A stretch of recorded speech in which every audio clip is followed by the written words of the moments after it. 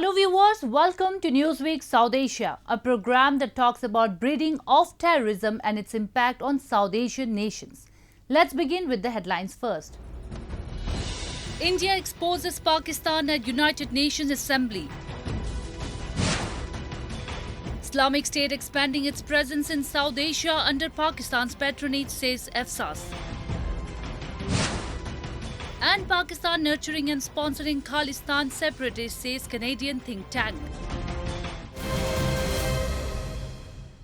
Terrorism poses grave threat to global peace and security, and the United Nations provides a platform to all the countries around the world to discuss this threat and the mechanisms to eradicate it.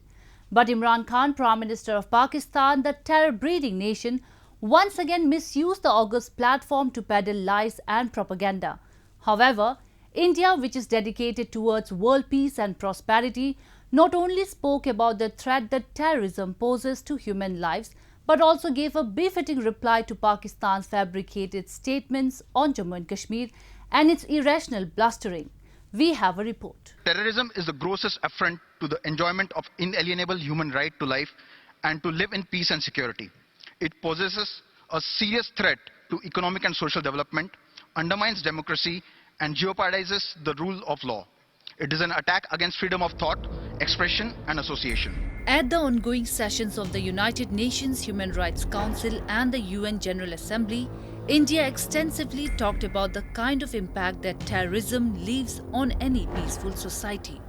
While Islamabad misused the forum of the United Nations to further its agenda against New Delhi, the latter used the platform to call out those who are the sponsors of terrorism and maintain that the UN Assembly should hold such countries responsible for spreading the menace of terrorism. India will always speak in support of peace, security and prosperity. India will not hesitate in raising its voice against the enemies of humanity, human race and human values. These include terrorism, smuggling of illegal weapons, drugs and money laundering. I congratulate His Excellency Mr. Pakistan's Prime Minister Imran Khan, as usual, passed erroneous and unwarranted statements on Jammu and Kashmir in his speech at the UNGA. Imran Khan not only ranted about the abrogation of Article 370, but also made false claims about Indian Army. Khan also tried to portray his Satan masters as angels, as he went on to say that Pakistan Army is least involved in cross-border shelling at the LOC. In less than a week of Imran's speech, 3 Indian soldiers got martyred in the cross-border shelling by Pakistan, proving that the PM has been using the august international forums to make false and bogus statements. India's first secretary at the UN General Assembly, Mijido Vinito, had staged a walkout from the UNGA hall as soon as Pakistan Prime Minister Imran Khan raised the Kashmir issue. Later, exercising the right to reply, the Indian delegate slammed Pakistan for its fabricated statements on Jammu and Kashmir, asserting that the Union territory is an integral part of India and the only dispute lies in the region, which is under forceful and illegal occupation of Pakistan. Mr. President, let me assert here loud and clear. The Union territory of Jammu and Kashmir is an integral and inalienable part of India. The rules and legislations brought in the Union territory of Jammu and Kashmir are strictly internal affairs of India. The only dispute left in Kashmir relates to that part of Kashmir that is still under illegal occupation of Pakistan. We call upon Pakistan to vacate all those areas that it is in illegal occupation of. What should rather be on the agenda of the United Nations is Pakistan's deep state and its unrelenting political and financial support to terrorist organizations and mercenaries, which are a threat to global peace and security. Highlighting that Pakistan's Prime Minister is the same person who had referred to Osama bin Laden as a martyr in the parliament, India's first secretary further hit out at the country for being a rogue state that provides pensions and shelters to some of the dreaded terrorists of the world. This is the same country that provides pensions for dreaded and listed terrorists out of state funds. This is the same country that has the dubious distinction of hosting the largest number of terrorists proscribed by the United Nations. The leader whom we heard today is the same person who referred to the terrorist Osama bin Laden as a martyr in his parliament in July. The same leader who spewed venom today admitted in 2019 in public in the US that his country still has about 30,000 to 40,000 terrorists who have been trained by Pakistan and have fought in Afghanistan and in the Indian Union territory of Jammu and Kashmir. Pakistan since decades has been using all august global platforms to spew venom against India. Its representatives pass fabricated and slanderous statements to further their anti-India propaganda. But eventually, to its much embarrassment, India puts the truth forward, hence exposing all its lies and unmoral terror connections.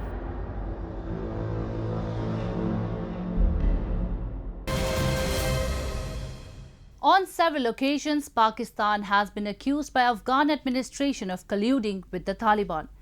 Kabul blames Islamabad for the rising violence and instability in Afghanistan. Pakistan, on the other side, maintains that it wants peace at its western border and supports the Afghanistan peace process. But that's its public face and stance. Privately, it has been holding talks and meetings with the terror leaders to maintain chaos in the region. Recently, Ehasanullah Ehsan, leader of Pakistan Taliban, released an audio clip exposing the fact how Pakistan Army and ISI take the help of several terror leaders to fulfill their evil agendas against India and Afghanistan. Our report. Terrorism has become an institution in Pakistan and has extensive support from its army and the intelligence, which consider it as a strategic weapon. Every time after getting rebuked by the FATF, the Pakistani government cleverly tries to dodge international pressure by temporarily clamping down on terrorism until the focus shifts away. However, contrary to Pakistan's imagination, terror leaders, nurtured and sponsored by its intelligence, are now exposing Islamabad's blatant lies and false claims in front of the world. Recently, former Pakistani Taliban spokesperson Ehasanullah Ehsan, who had escaped Pakistani custody earlier this year, revealed that he was asked by the Director General of Pakistan's Inter-Service Intelligence to not make any statement against the army and intelligence agencies, and also offered him to resolve the issues through dialogue. Earlier in August this year, Ehasanullah also claimed that he was asked by the Pakistan security agencies to lead a death squad in Khyber Pakhtunkhwa and was given a hit list of names of people to be killed in the northwestern province. उन्होंने हमें कहा कि हम आपको पिशावर, मर्दान और क्वेटा में खुफिया दफातर बनाकर देते हैं और आप गद्दारों और मुल्क दुश्मनों के खिलाफ काम शुरू कर दें। जो लिस्ट मुझे दिया गया था उसमें ज़्यादातर अपराध का ताल्लुक खैबर पख्तूनख्वा से था और वो सब पश्तून थे, जिसमें ज़िंदगी के हर शोबे से ताल्लुक रखने वाले अपराध के नाम थे, जिनमें कुछ सहाबी हज़रात के नाम भी शामिल थे। These claims by Ehasanullah Ehsan reveal the deep relations of the Pakistani army with the Taliban and clearly expose the fact that how its intelligence agencies use non-state actors like the Taliban to fulfill their evil agendas. Being very well aware of this fact, the Afghan administration too reached out to Pakistan to support in brokering the inter-Afghan peace negotiations. Relations between Pakistan and Afghanistan have long been rocky. Afghanistan officials, including Abdullah and its international allies, have accused Pakistan of backing the Taliban insurgents as a way to limit the influence of old rival India in Afghanistan. Still, Afghanistan's top peace official, Abdullah recently visited Pakistan and asked Pakistan's military and Prime Minister Imran Khan to use their influence to press the Taliban into a reduction of violence and make serious efforts to achieve peace. It was communicated to the Taliban that it is important for them, it is important for their relations with Pakistan, it is important for Afghanistan that they sit around the negotiating table. Does that suffice? Does that put an end to the suffering of our people? But no, of course. But the thing is that it's a start. And the start of it was the start of negotiations was supported by Pakistan. Contrary to the expectations of Afghans, the violence by the Taliban in the country is getting worse, even as efforts are underway to end the decades-long conflict of Afghanistan through a political settlement. Once again, a wave of attacks across the nation left multiple people dead and wounded, including a major roadside bomb attack on a bus in the central province of Daikundi, which killed at least 15 civilians, including women and children. The much-awaited inter-Afghan dialogue began on September 12th in Doha as government negotiators sit across the table from the Taliban to plot a future course for a post-war Afghanistan. However, the demands of a ceasefire, at least during the peace talks, have been blatantly ignored by the Taliban. In the last few years, the Islamic State has declared a series of provinces in South Asia, including the infamous province of Khorasan near Afghan-Pakistan border, and as a result, its threat is growing exponentially in India, Pakistan and Sri Lanka. Islamic State's Khorasan province in South Asia is gaining strength as it is well organized and supported by intelligence agencies such as the ISI.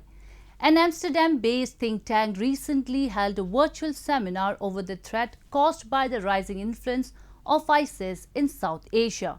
A report. After the fall of the caliphate in Syria and Iraq, the Islamic State is fast spreading its network in South Asia, the region which already has a large number of terrorist and extremist groups. ISIS sympathizers, some of them former Taliban commanders, have begun active recruitment drives to widen the presence of the group in the region. To discuss the emerging threat of the Islamic States into South Asia, Amsterdam-based think tank European Foundation for South Asian Studies, or EFSAS, hosted a webinar titled Rise of ISIS in South Asia on the sidelines of the 45th session of the United Nations Human Rights Council. A panel of scholars, policy analysts and researchers in the field of terrorism and South Asian politics deliberated upon the origins of the Islamic State of Khorasan province, its main areas of operation, and assessed its number of fighters mostly belonging to Pakistani origin. So the ISKP have been very active in Nangarhar, subduing large areas, including whole districts up to a period. The force also attempted to project itself further, attempting to establish a presence in places like Helmand and Kandahar in the south, Ghazni in the southeast, and even the north, up into Balkh and Faryab in the northwest. They've had a lot less success in this. ISKP have also targeted Shia Muslims and the city of Kabul. Mass casualty attacks are a major feature of ISKP's military operations, and ISKP would love to trigger sectarian violence. Eastern Afghanistan allows them the potential to do this, offering valuable resources and opportunities for all insurgent groups. It borders the safe havens in Pakistan.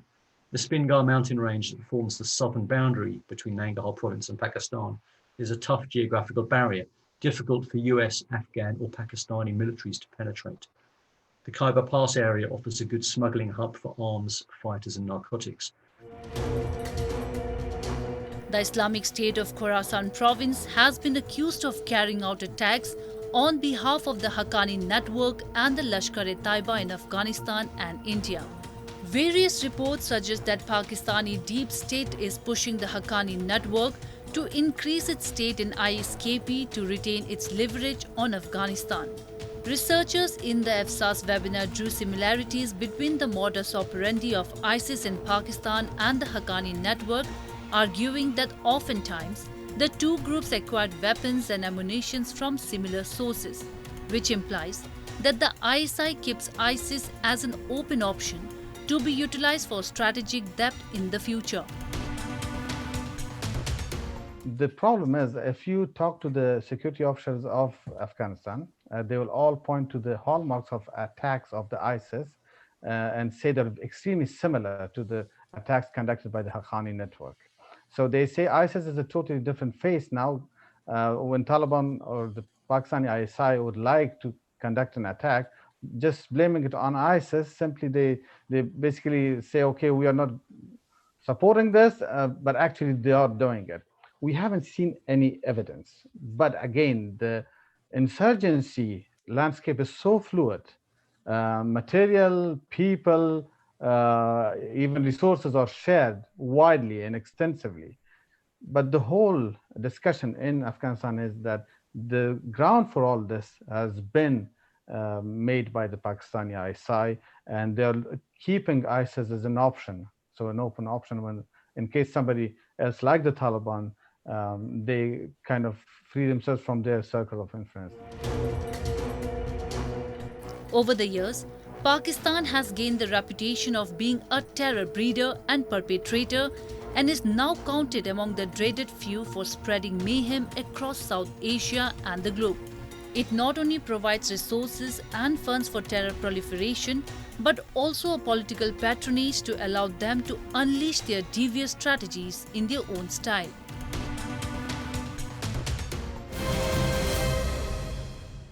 Pakistan has been relentlessly facilitating anti-India activities.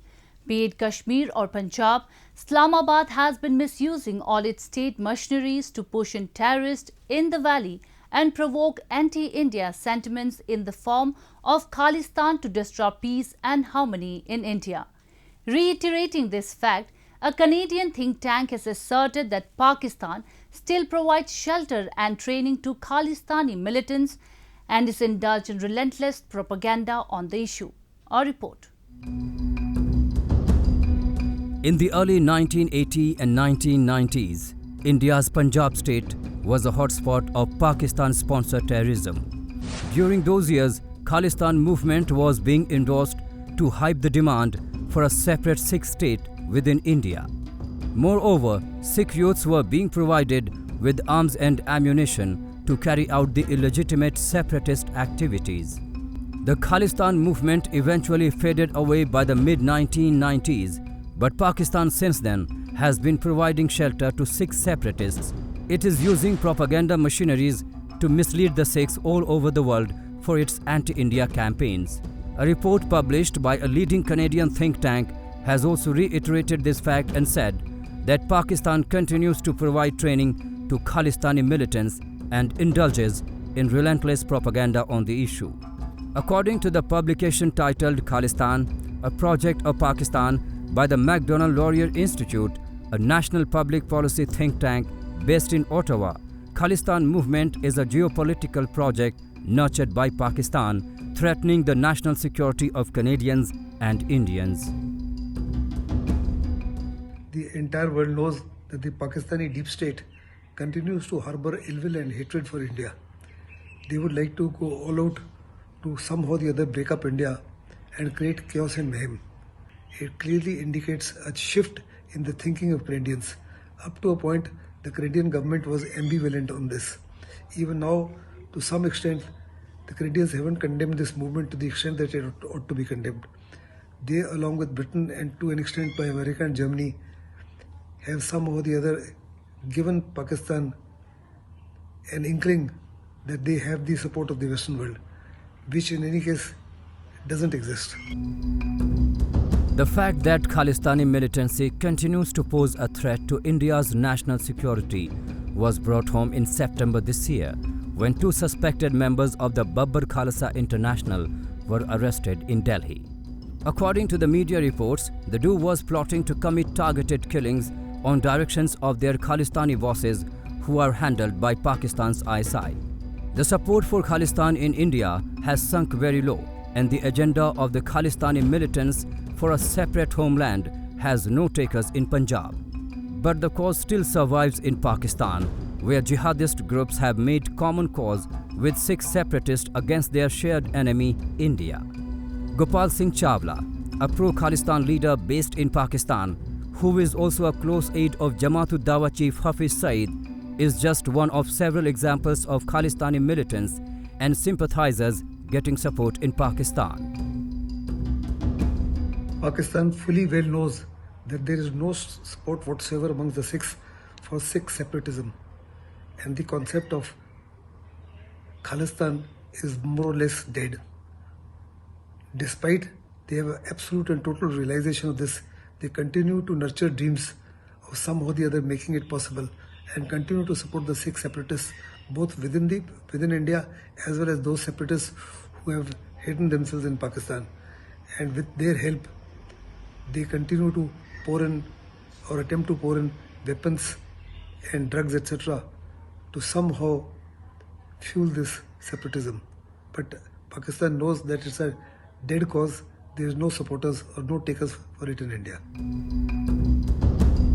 The pro-Khalistan separatists settled abroad are making repeated attempts to grab the attention of the world Sikh community by indulging in violence. Pakistan's support of Khalistani extremists involves leveraging extremists based in Canada and the United Kingdom, including supporters with ties to terrorism. From launching Referendum 2020, a secessionist campaign in Canada and London, to indoctrinating gullible youths from Punjab, ISI has taken all desperate measures to hamper peace in India.